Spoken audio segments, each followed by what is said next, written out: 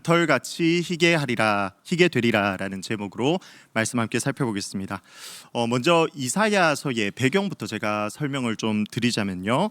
이사야가 사역했던 시대는 잔인하고 극악무도하기로 유명했던 아수르가 그 지역에 군림하고 있던 상황이었습니다. 이때 이사야 선지자가 활동했던 남유다의 영적 상태는 완전히 바닥을 치고 있었습니다. 여호와를 유일신으로 인정하지 않았고 동시에 다른 신들을 함께 섬기는 영적 혼합주의가 자리 잡고 있었습니다. 그래서 하나님과의 언약을 기반으로 한 이 남유다의 정체성은 뿌리채 흔들리고 있었습니다.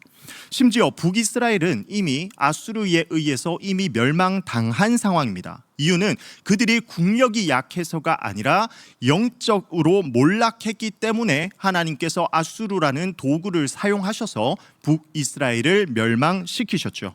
그러나 남유다들은 이렇게 형제 나라 북이스라엘의 멸망을 보고서도 어떤 교훈도 배우지 못했고 또 회개하지도 않았습니다. 자, 이러한 영적 분위기는 아하스 왕이 아수르의 신들을 숭배하면서 더 악화되는 것을 볼 수 있습니다. 그래서 이스라엘이 감당해야 했던 도덕적, 종교적, 사회적 책임은 점점 잊혀져 가고 그저 그들의 이기적인 생각으로 배불리며 자기들만 챙기는 그 사회 분위기 속에서 그들이 생존하고 있었습니다. 이제 남유다 사람들에게 있어서 하나님이라는 존재는 단순히 유다 땅의 수호신 정도일 뿐입니다. 많은 신들 중에 하나일 뿐이었죠. 그리고 남유다 사람들은 그 수호신에게 축복과 보호를 받기 위해서 어떠한 이익을 얻기 위해서 이 율법에 기록된 대로 절기 잘 지키거나 헌물 잘 드리면 된다라는 생각을 갖게 되었습니다. 이런 일이 발생한 이유가 무엇인가라고 생각해서 봤더니 두 가지 잘못된 신학 때문이었습니다. 바로 첫 번째는 시온 불가침 사상이고요. 두 번째는 다윗 언약의 영원 불면성입니다. 말이 좀 어려운데 쉽게 설명을 해드리면 첫 번째 시온 불가침 사상은요. 불가침입니다. 불가하다, 침략하는 게. 그러니까 시온, 하나님의 성 예루살렘이 침략받는 것이 불가능하다라는 사상을 가지고 있었습니다. 남유다 사람들은 자신들의 영적 상태와는 상관없이 이 예루살렘이라는 도성이 망할 수가 없다라고 생각했습니다. 왜 그럴까요? 하나님이 그들의 수호신된 입장 그 차원에서 한번 생각을 해보면 답을 얻을 수 있는데 예루살렘에는 뭐가 있죠? 성전이 있습니다. 하나님이 임재하시는 그들의 수호신이 살고 있는 성전이 있기 때문에 다른 신들은 범접할 수 없어서 이 예루살렘만큼은 어떻게든 침략당하지 않을 것이라고 그렇게 생각을 했습니다. 그리고 어떻게 보면 조금 안타깝게도 실제로 역사적으로도 이 예루살렘은 적은 숫자로도 많은 군대를 물리칠 수 있는 천연의 요새였죠. 그래서 그렇게 쉽게 몰락당하지 않았습니다. 그래서 그들의 잘못된 이 생각이 더욱더 깊게 자리 잡게 되었습니다. 두 번째는 다윗 언약의 불변성입니다. 예루살렘이 결코 무너질 수 없는 다른 이유가 바로 이 다윗 언약 때문이라는 거죠. 다윗 언약이 뭡니까? 하나님께서 다윗과 언약을 맺어주셨는데 이제 이 다윗의 후손을 통해서 이스라엘을 다스리는 왕이 계속해서 이어질 거다. 니들이 잘못해서 내가 징계를 내리기는 하겠지만 너를 사울과 같이 영영 버리는 일은 없도록 내가 반드시 이 언약을 지켜주겠다 하는 하나님의 약속이었습니다. 자, 하나님께서 언약하신 대로 이스라엘은 다윗과 그의 후손이 영원히 이스라엘을 통치한다고 이스라엘 사람들이 믿었죠. 그러나 하나님의 의도와 그들의 생각의 차이가 있는 부분이 있었으니 바로 공백 기간입니다. 이스라엘 백성들은 자신의 영적 상태가 어떠한지는 상관없이 무조건 다윗의 후손에 의해서 왕들이 세워질 거라고 믿었습니다. 하지만 하나님은 그들의 영적 상황 가운데에서 이제 왕으로 이어지다가 몰락했을 때는 후손은 쭉쭉 이어지는데 왕으로는 세우심을 받지 못하는 후손이 생기는 그러한 방법을 하나님께서 가지고 계셨죠. 물론 이 다윗 언약은 반드시 이어져서 우리의 진정한 왕이신 예수 예수 그리스도가 다윗의 후손으로 탄생하게 되는 그 언약의 완성이 일어나기는 합니다. 하지만 이스라엘 백성들이 생각했던 그 왕의 개념은 조금 다른 것이었죠. 하나님은 언약을 반드시 지키는 분이다라는 생각을 이스라엘 백성들이 가지고 있었기 때문에 그 예루살렘 성을 지키고 있는 다윗의 후손에 의해서 이 예루살렘은 결코 망할 수가 없다라고 생각했던 겁니다. 자, 그렇다면 이 두 가지 신학, 시온 불가침의 사상과 다윗 언약의 불변성, 이것이 맞는 사상일까요? 틀린 신학일까요? 대답하기 조금 애매하죠. 맞는 것 같기도 하고 틀린 것 같기도 합니다.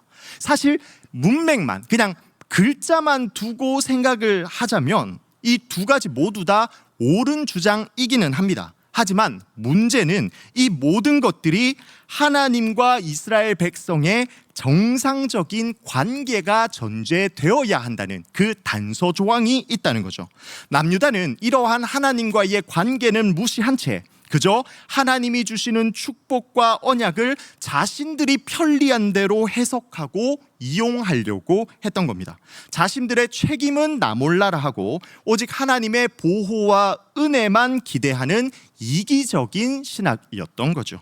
자, 그러한 이러한 배경 속에서 이제 하나님은 이사야 선지자를 통해서 오늘 본문의 내용을 이스라엘 백성들에게 선포하십니다.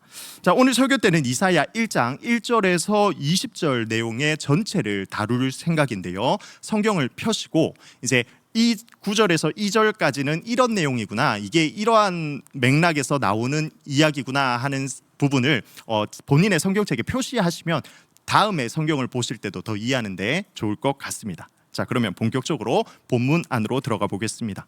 자, 1장은 하늘 법정에서 펼쳐지는 재판에 대한 묘사를 그리고 있습니다. 원고 하나님이 피고 이스라엘을 고발하고 있는 내용이죠. 먼저 하나님은 이스라엘이 하나님과의 관계에 대해서 어떠한 상태인지, 자기들이 무엇을 해야 하는지 깨닫지 못하고 있음을 지적하고 있습니다. 2절에는 하나님이 이스라엘에게 허락하신 관계가 드러나는데 제가 빨갛게 표시했습니다. 뭐라고 이야기하시죠? 내가 자식을 양육하였거늘, 이렇게 하나님이 이스라엘에 대해서 이야기를 하십니다. 지금 원고와 피고로 재판장에 소환되어 있지만 사실 여기에서부터 이미 하나님의 사랑을 느낄 수 있는 대목입니다. 원래 이스라엘은 시내산 언약을 통해서 하나님의 소유된 백성의 정체성을 가지고 있었습니다. 그러니까 이스라엘은 하나님의 것, 하나님의 소유죠. 나아가 하나님은 이스라엘의 주인 되십니다. 그 말은 뭐다? 하나님과 이스라엘 백성이 원래는 주종 관계가 되어야 되는 것이 기본이라는 거죠. 주인과 종의 관계가 맞는 겁니다. 그러나 하나님은 이스라엘을 종으로 생각하지 않으시죠. 소유물로 생각하지도 않으시고 또 왕과 백성의 관계로 한정 짓지도 않으십니다. 지금 하나님이 이스라엘을 어떤 관계로 보고 계시다고요? 자식을 양육했다. 부모 자녀 관계로 맺어 주신 은혜를 보여주는 겁니다. 그런데도 이스라엘은 자신의 아버지 되신 하나님을 거역하고 있죠. 이제 3절을 보시면 심지어 소와 나귀는 그 임자와 주인을 알고 있는데 이스라엘은 깨닫지 못한다. 짐승만도 못한 이스라엘의 상태를 짐승이랑 비교를 통해서 적나라하게 고발하고 있는 모습이 기록되어 있습니다. 자, 그리고 이어지는 4절에서 9절의 말씀을 보시면 현재 이스라엘의 상태가 어떠한지에 대해서 잘 기록해 주고 있습니다. 범죄한 나라, 허물진 백성, 행악의 종자, 행위가 부패한 자식인데 이들이 하나님을 멀리한다고 합니다. 그랬더니 그들의 온 머리와 마음은 병들고 쇠약해졌습니다. 이 말은 신체에서 가장 중요한 부위가 치명상을 입은 상태라는 것을 보여주죠. 그리고 발바닥에서 머리까지 성한 곳이 없습니다. 그들의 땅은 황폐하고 성읍은 불타고 또 토지는 이방에게 빼앗긴 상황에 놓였습니다. 한마디로 성한 곳 없이 하나님께 두들겨 맞아서 정말 온몸이 다 아픈 그러한 상태임을 볼 수 있죠. 자, 그런데 이스라엘 입장에서 한번 생각을 해봤을 때 이거 좀 하나님의 책임도 있는 것이 아닌가 하는 생각을 하게 됩니다. 이 지경이 될 때까지 하나님이 이스라엘 백성들의 주인이고 아버지라고 하셨는데 왜 가만히 계셨냐는 거죠. 그리고 왜 이제 와서 이렇게 아픈 상태, 만신창이가 된 상태에서 선지자들을 통해서 경고하시냐는 겁니다. 그러나 사실 하나님은 지금까지 결코 가만히 계시지 않으셨죠. 5절과 6절을 보면 하나님이 계속해서 이스라엘을 매질하셨음을 보여줍니다. 이스라엘이 범죄하였기 때문에 이 이스라엘을 돌이키게 하기 위해서 계속 징계하셨던 겁니다. 그럼에도 불구하고 이스라엘은 아무런 반응도 하지 않았고 꿋꿋하게 범죄를 이어갔죠. 그리고 또 역사적 정황을 생각해 보면 남유다는 지금 훨씬 더 괘씸한 상황입니다. 왜 그렇습니까? 지금 이미 자신의 형제 나라 북이스라엘이 하나님께 범죄해서 하나님에 의해서 멸망당한 것을 봤습니다. 그런데도 그런 모습을 보면서도 남유다는 회개하지 않았고 북이스라엘과 동일한 범죄를 계속해서 유지하고 있었기 때문이죠. 때문에 하나님 입장에서 보면 지금 남유다가 범죄하고 있는 것 자체도 문제고 이에 대해서 벌을 해 주셔야 되는데 지금 북이스라엘이라는 본보기를 보고도 돌이키지 않고 있으니 여기에 괘씸죄까지 추가되어야 되는 것이 정상인 겁니다. 자, 구약에 우리가 과거 창세기를 보시면 범죄해서 하나님에 의해 완전히 심판받은 두 도시가 나오는데요. 어디와 어디죠? 소돔과 고모라입니다. 실제로 남유다도 지금 현재 상태만큼 이 정도 범죄했으면 소돔과 고모라처럼 이미 멸망받아 마땅했습니다. 그런데 지금 상황을 보면 많이 두들겨 맞기는 했지만 아직 멸망당하지는 않았죠. 그래서 이스라엘 백성들은 자신들이 소돔과 고모라보다는 조금 더 나은 상태다라고 착각하고 있었습니다. 하지만 9절에서 이제 이 남유다가 아직까지 멸망하지 않은 이유를 알려주시죠. 9절 제가 읽겠습니다. 만군의 여호와께서 우리를 위하여 생존자를 조금 남겨두지 아니하셨다면 우리가 소돔 같고 고모라 같았으리로다. 지금 남유다가 멸망하지 않은 것은 소돔과 고모라만큼 범죄하지 않아서가 아니라 하나님께서 남유다를 위해 생존자를 조금 남겨두셨기 때문에 지금 이들이 생존할 수 있었던 것임을 하나님께서 알려주고 계시는 겁니다. 자, 그리고 이제 실제로 그들이 행한 범죄의 내용이 무엇인지 10절에서 15절 가운데 특별히 그들의 종교 생활에 초점을 맞춰서 하나님이 그들의 범죄 내용을 고발하고 계십니다. 이때 하나님이 이스라엘을 향해서 부르는 호칭에 주목할 필요가 있는데요. 10절 띄워주시겠어요? 여기 보시면 뭐라고 지금 부르고 있죠? 소돔의 관원들아, 고모라의 백성아, 이렇게 부르고 계십니다. 지금 하나님이 이야기하고 있는 대상은 소돔과 고모라에게 이야기하고 있는 게 아니라 이스라엘에게 이야기하고 있어요. 그런데 소돔의 관원아, 고모라의 백성아, 이렇게 부르고 있다는 말이죠. 이게 무슨 말입니까? 지금 이스라엘의 영적 상태가 소돔과 고모라와 동일한 상태, 별반 다를 거 없는 상태라는 것을 이 호칭을 통해서 드러내고 있는 겁니다.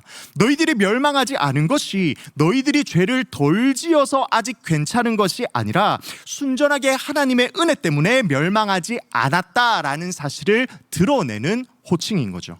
자, 그리고 이제 그들의 잘못된 종교 생활을 세 부분으로 나누어서 고발합니다.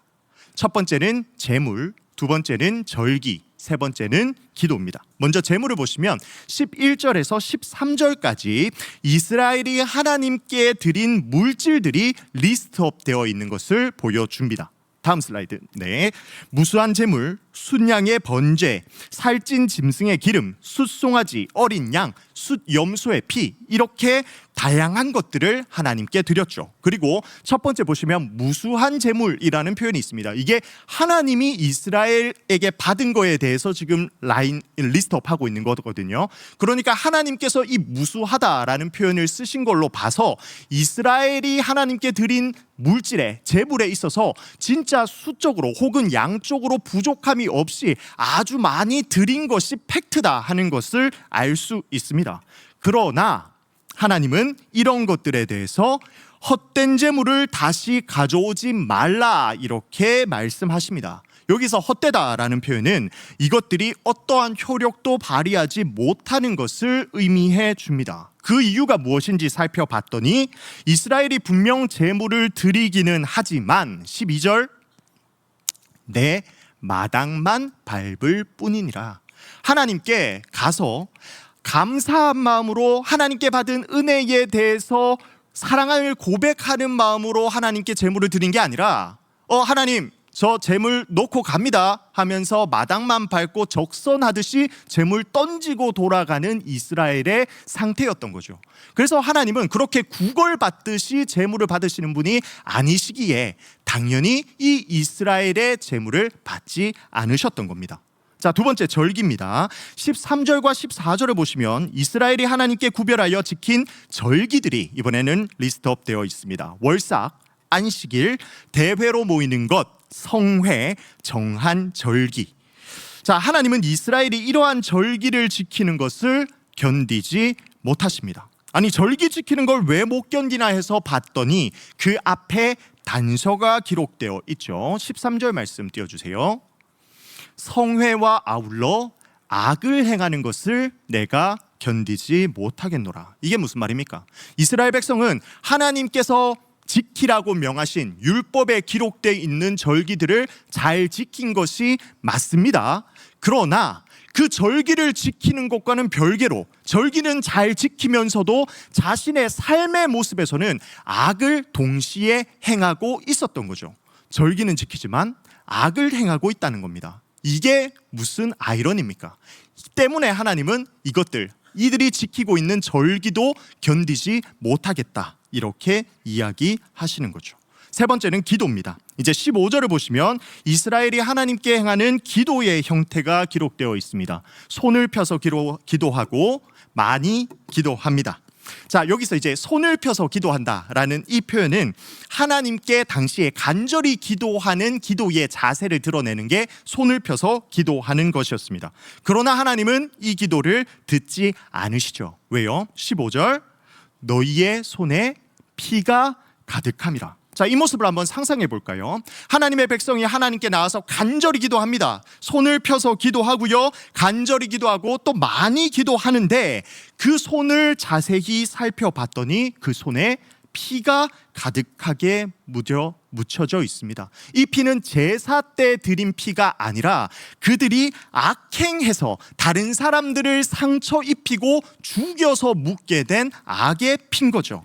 이제 다른 사본, 사해 사본에 있는 이사야를 보시면 물론 우리는 이제 그것을 정경으로 인정하지 않지만 문맥상 우리가 참조할 수 있는 부분이 있는데 이 구절 뒤에 좀 추가되어 있는 부분이 너희 손가락은 불법으로 물들었다라는 표현이 추가되어 있습니다. 너희의 손가락은 불법으로 물들었다. 그러니까 지금 앞에 문장은 손에 피가 가득하다, 손가락에는 불법이 물들었다. 그러니까 지금 여기서 말하는 피가 불법과 동일한 맥락에서 이어지는 표현이라는 것을 알 수 있는 거죠. 그들이 기도를 하기는 했지만 악을 행하고 불법을 행하고 있었던 겁니다.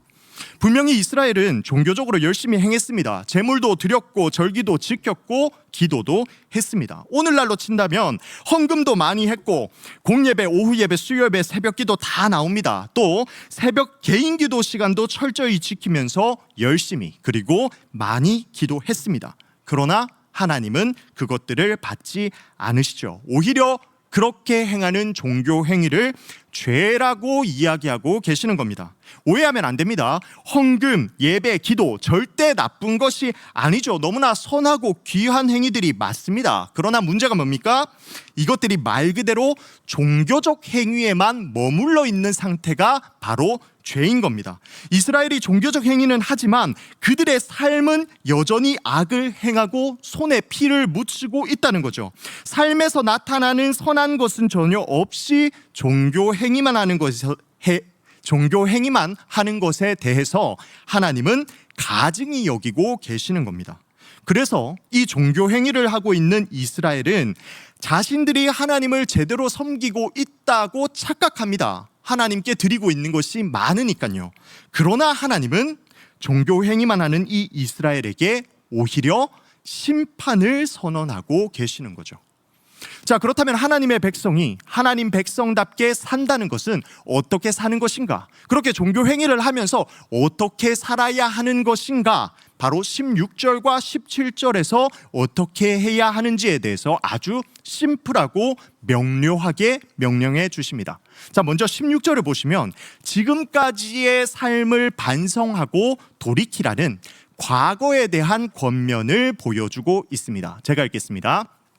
너희는 스스로 씻으며 스스로 깨끗하게 하여 내 목전에서 너희 악한 행실을 버리며 행악을 그치고, 아주 짧고 간단한 문장들로 반복돼서 씻으라, 깨끗하게 하라, 버리라, 그치라, 이렇게 죄를 짓는 것을 그만하라고 강조하고 있습니다.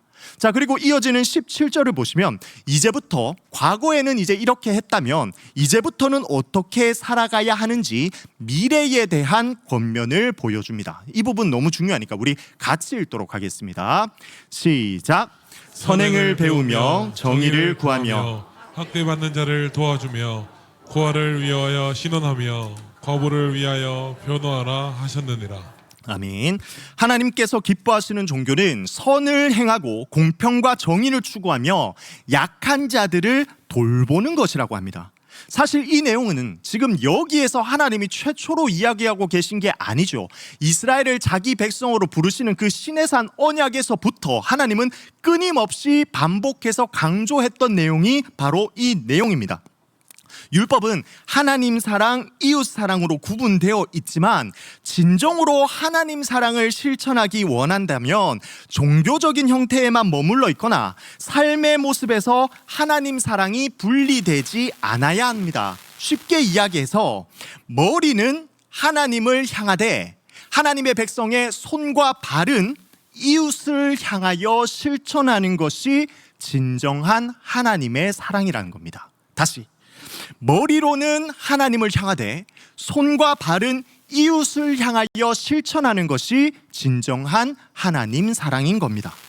자, 또 여기서 문법적인 측면을 들여다보면요, 재미있는 사실 한 가지를 확인할 수 있습니다. 지금 앞에서 이야기했던 이스라엘이 잘못하고 있었던 그 종교적인 행위들, 그 헌금, 예배, 기도를 나열하며 묘사했던 그 부분은 아주 문법적으로 복잡한 형태로 기록이 되어 있습니다. 반면에 지금 여호와 종교의 핵심을 선언하고 있는 16절, 17절 너희는 이렇게 하라라고 이야기한 이 부분은 아주 간결한 문법으로 구성되어 있습니다. 이를 통해서 이사야는 하나님의 뜻에 따라 살아가는 것이 결코 복잡한 것이 아니라는 것을 잘 보여주는 거죠. 오히려 어린아이도 이해할 수 있는 아주 단순하고 명료한 것임을 보여주고 있는 겁니다. 실제로 우리도 하나님의 뜻을 몰라서 그렇게 못 사는 것이 아니죠. 대부분이 명료한 하나님의 뜻을 알고는 있지만 그 뜻에 순종하지 못하는 것이 현실임을 우리도 잘 알고 있습니다. 자, 그러면 이스라엘이 제대로 살지 않았기 때문에 이제 망해야 되는데 진짜로 망하고 끝나는가? 놀랍게도 하나님은 이 타이밍에 회복에 대한 소망이 남아 있다는 사실을 알려주십니다. 18절 말씀 볼까요? 함께 읽겠습니다. 시작. 여호와께서 말씀하시되 오라 우리가 서로 변론하자. 너희가의 죄가 주홍 같을지라도 눈과 같이 희어질 것이요 진홍같이 붉을지라도 양털같이 희게 되리라. 아멘. 아멘. 지금 현재 이스라엘의 죄가 주홍 같고 진홍 같을지라도 눈처럼 양털처럼 희게 하실 것이라고 합니다. 물감이 발달되지 않았던 당시에는 주홍색, 진홍색 같은 이 색이 가장 자극적이고 눈에 띄는 색이었습니다. 또 지금 빨간색 이미지를 생각해 보면 아까 전에 이스라엘이 행했던 그 범죄의 내용이 떠오르기도 하죠. 손에 피를 묻히고 있는, 그러니까 그들이 행했던 범죄의 색과도 동일한 색이 바로 이 주홍색, 진홍색과 같은 것이죠. 그러나 이처럼 자극적인 색을 하나님은 눈처럼 양털처럼 하얗게 하시겠다고 하십니다. 눈과 양털은 가장 깨끗하고 가장 오염되지 않은 색을 의미합니다. 하나님께서 용서해 주신다면 그들이 원점으로 돌아가서 다시 새롭게 시작할 수 있다는 것이죠.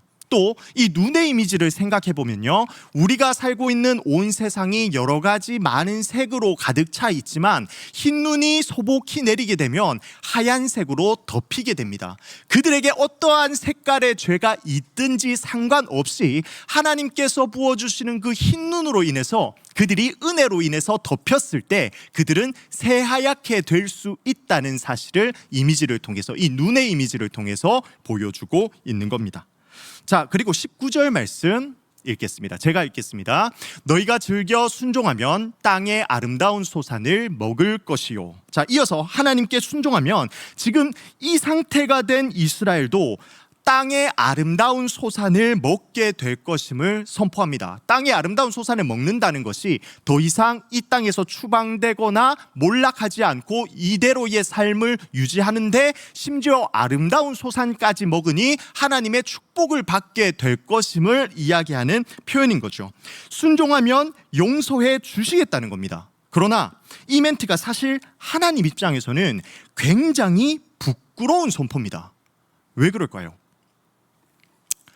하나님은 변개치 않으시는 분입니다. 그리고 하나님이 시내산 언약에서 이스라엘과 언약을 맺으실 때 너희들이 순종하면 복받고 너희들이 범죄하면 벌받을 것임에 대해서 아주 정확하게 알려주셨죠. 그렇게 약속을 맺으셨습니다.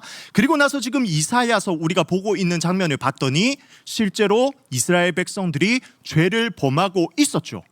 자, 죄를 범하면 벌받기로 약속하셨는데 죄를 범한 사실이 드러났습니다. 그럼 이스라엘은 어떻게 돼야 됩니까? 망해야지요. 벌 받아야 됩니다. 멸망받아야 됩니다. 그런데 하나님은 지금 이 타이밍에 다시 한 번 더 기회를 주고 계시는 거죠. 순종하면 내가 용서해 줄게, 그 소망의 메시지를 던지고 있는 겁니다. 하나님께서 이야기하신 그 내용을 하나님께서 번복하려고 하시는 그 모습이 드러나는 거죠. 어떻게 보면 그 절대적 신이라는 입장에서 말을 번복하는 거 사실 말이 안 됩니다. 그러나 하나님은 그렇게 하시겠다고 하십니다. 왜요? 아버지의 사랑, 자녀를 향한 아버지의 사랑 때문에 그렇게 용서해 주시겠다는 것인 거죠. 자, 이스라엘을 향한 하나님의 뜻은 심판 그 자체가 목적이 아닙니다. 오히려 이렇게 징계해 주심으로써 이스라엘이 하나님께로 돌이키기를 하나님은 간절히 원했던 것입니다. 그것을 어떻게 알 수 있냐면요, 오늘 본문에서 하나님은 지금까지 이스라엘의 죄에 대해서 쭉 언급하셨습니다.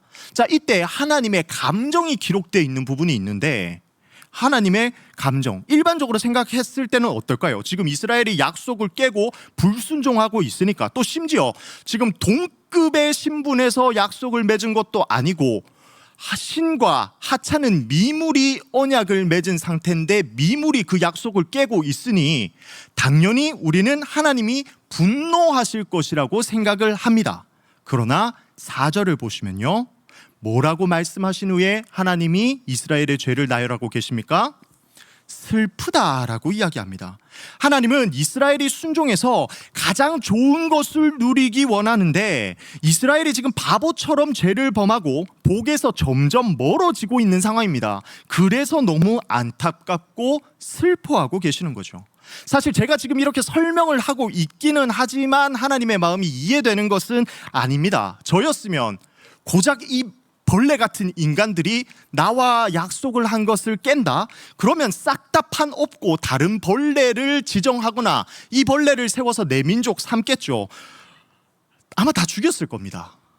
근데 감사하게도 하나님은 저와 같은 성품이 아니어서 정말 끝까지 포기하지 않고 슬퍼하며 포기하지 않으시는 그 하나님의 사랑을 우리에게 보여주고 계십니다. 자, 이제 자신의 모습을 한번 돌아봅시다. 분명히 지금 오후 예배에 참석하신 정도가 되는 성도님이라면 종교 생활을 잘하고 계실 겁니다. 그러나 하나님의 초점은 거기에 있지 않았습니다. 우리 성도님들의 삶은 어떠하십니까? 선을 행하고 계십니까? 정의를 지키고 있습니까? 연약한 자를 보살피며 살아가고 계십니까? 이러한 삶이 수반되지 않는 종교 행위는 하나님 앞에서 가증스러운 것임을 우리는 반드시 기억해야 합니다. 그리고 이제 아주 명료한 하나님의 명령에 따라서 살아가기를 소망합니다. 과거의 죄를 씻고 깨끗하게 하며 악한 행실을 버리고 행악을 그칩시다. 나아가 선행을 배우고 정의를 구하며 약자를 돌봅시다. 그때에 죄로부터 돌이키기를 원하시는 하나님이 이제 우리로 인해서 슬퍼하지 않으시고 오히려 즐거이 부르며 기뻐하시게 될 것입니다. 이런 하나님의 기쁨이 되는 우리 대구 동성교회의 모든 성도님들 되시길 간절히 소망합니다. 아멘. 기도하겠습니다.